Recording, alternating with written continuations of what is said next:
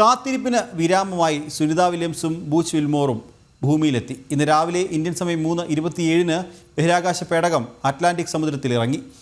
കൃത്യം 2:48 D orbiting ആരംഭിച്ച പേടകത്തിൽ നിന്നും 4 യാത്രികരും സുരക്ഷിതരായി പുറത്തെത്തി. മുൻകൂട്ടി നിശ്ചയിച്ച പ്രകാരം ഡി ഓർബിറ്റിംഗ് ആരംഭിച്ചത് 2:48 കൃത്യമായി വേഗത കുറച്ച് ഭൗമാന്തരീക്ഷത്തിലേക്ക് പ്രവേശിച്ച പേടകം അറ്റ്ലാന്റിക് സമുദ്രത്തിലെ ഗൾഫ് ഓഫ് മെക്സിക്കോയിൽ സുരക്ഷിതമായി ഭൂമിയെ തൊട്ടു. 2 ഘട്ടമായി 4 പാരഷൂട്ടുകൾ വിടർത്തി പേടകത്തിന്റെ ഗതിവേഗം കൃത്യമായി നിയന്ത്രിച്ച് 3:27 സമുദ്രത്തിൽ ഇറങ്ങി.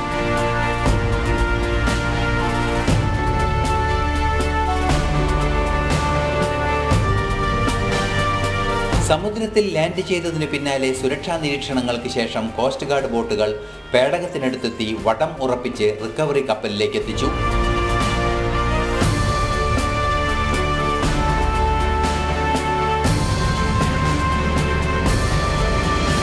അല്പനേരത്തെ കാത്തിരിപ്പിന് ശേഷം ബഹിരാകാശ യാത്രികരെ ഓരോരുത്തരെയായി പുറത്തിറക്കി.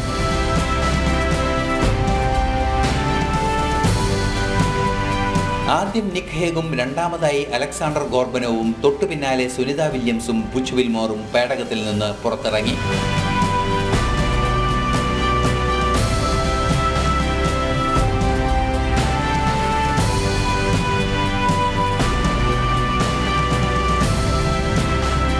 ബഹിരാകാശ യാത്രികരെ തുടർ പരിശോധനകൾക്കായി മെഡിക്കൽ സെന്ററിലേക്ക് മാറ്റി. 9 മാസങ്ങൾക്ക് മുമ്പ് 6 ദിവസത്തെ ബഹിരാകാശ യാത്രയ്ക്കായി പുറപ്പെട്ട സുനിത വില്യംസ് പേടകത്തിനുണ്ടായ സാങ്കേതിക തകരാറിനെ തുടർന്ന് അവിടെ കുടുങ്ങുകയായിരുന്നു. ബഹിരാകാശത്ത് ചെടികൾ മുളപ്പിക്കുന്നതുൾപ്പെടെയുള്ള വിവിധ പരീക്ഷണങ്ങൾ സുനിത വില്യംസും കൂട്ടരും നടത്തിയിരുന്നു. വലിയൊരു ദൗത്യം വിജയകരമായി പൂർത്തിയാക്കിയതിൻ്റെ ആഘോഷത്തിലാണ് ഇന്ന് ലോകം മുഴുവനും. സയൻസ് ഡെസ്ക്, ജനം. വിവരങ്ങളുമായി സയൻസ് ഡെസ്കിൽ നിന്ന് ഐസൻ ജോസ് ചേരുന്നുണ്ട്. ഐസൻ, കാത്തിരിപ്പിന് വിരാമമായി 287 ദിവസങ്ങൾക്കിപ്പുറം സുനിത വില്യംസും ബൂച്ച് വിൽമോറും അടങ്ങുന്ന സംഘം ഭൂമിയിലേക്ക് തിരിച്ചെത്തിയിരിക്കുന്നു. വിവരങ്ങൾ. തീർച്ചയായും നിഖിൽ, 287 ദിവസത്തെ ആ ഒരു സുദീർഘമായ കാലയളവിന് ശേഷം ഭൂമിയിലേക്ക് തിരിച്ചെത്തുന്ന ബഹിരാകാശ യാത്രികരായിരിക്കുകയാണ് ബൂച്ച് വിൽമോറും അതുപോലെ തന്നെ സുനിത വില്യംസും. നമുക്കറിയാവുന്നതാണ്, ഇന്ന് പുലർച്ചെയാണ് ഈ പേടകത്തിന്റെ സുനിത വില്യംസിനെയും ബൂച്ച് വിൽമോറിനെയും മറ്റ് 2 യാത്രികരെയും വഹിച്ചുകൊണ്ടുള്ള പേടകം ഭൂമിയുടെ അന്തരീക്ഷത്തേക്ക് പ്രവേശിച്ചത്. 2:43 നേരത്തെ പറഞ്ഞതുപോലെ ഡി ഓർബിറ്റിംഗ് ആരംഭിക്കുകയും കൃത്യമായി വേഗത നിയന്ത്രിച്ച് ഭൂമിയുടെ അന്തരീക്ഷത്തിലേക്ക് ബഹിരാകാശത്ത് നിന്ന് പ്രവേശിക്കുകയും ചെയ്തു. തുടർന്ന് അങ്ങോട്ട് കൃത്യമായ നേരത്തെ കണക്കാക്കിയ അല്ലെങ്കിൽ സൂചിപ്പിച്ച വഴികളിലൂടെ തന്നെ കൃത്യമായി സഞ്ചരിച്ച അറ്റ്ലാന്റിക് സമുദ്രത്തിലെ മെക്സിക്കൻ അമേരിക്കൻ അറ്റ്ലാന്റിക് സമുദ്രത്തിൽ ഇറങ്ങുകയായിരുന്നു.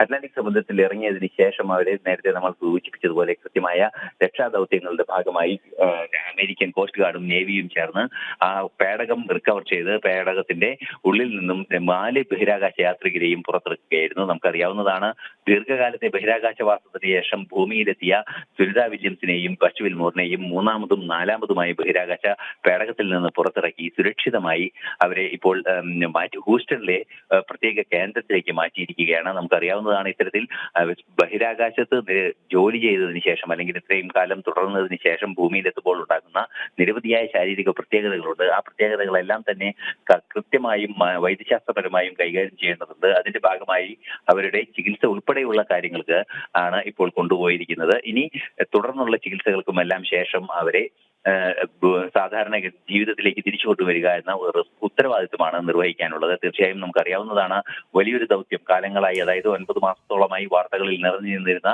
സുനിത വില്യംസിന്റെ മടക്കം സംബന്ധിച്ച ആ വാർത്തകൾക്കും അതുപോലെ തന്നെ ആകാംക്ഷകൾക്കും അവസാനമായിരിക്കുകയാണ്. ഇത്തരത്തിൽ ദീർഘനാളായി കാത്തിരുന്ന ഒരു ബഹിരാകാശ യാത്രികരെ കാത്തിരുന്ന ചരിത്രം ഇതുവരെ ഭൂമിയിൽ ഉണ്ടായിട്ടില്ല എന്നതാണ് സത്യം. ഭൂമി ഉള്ളിടത്തോളം കാലം ആദ്യമായി മനുഷ്യരാശിയുടെ ജീവിതത്തിൽ ആദ്യമായി ഉണ്ടായ ഈ സംഭവത്തെ ഏറെ ആവേശത്തോടെയും ഏറെ കൗതുകത്തോടെയുമാണ് ലോകം മുഴുവനും വീക്ഷിക്കുകയും ചെയ്യുന്നത്.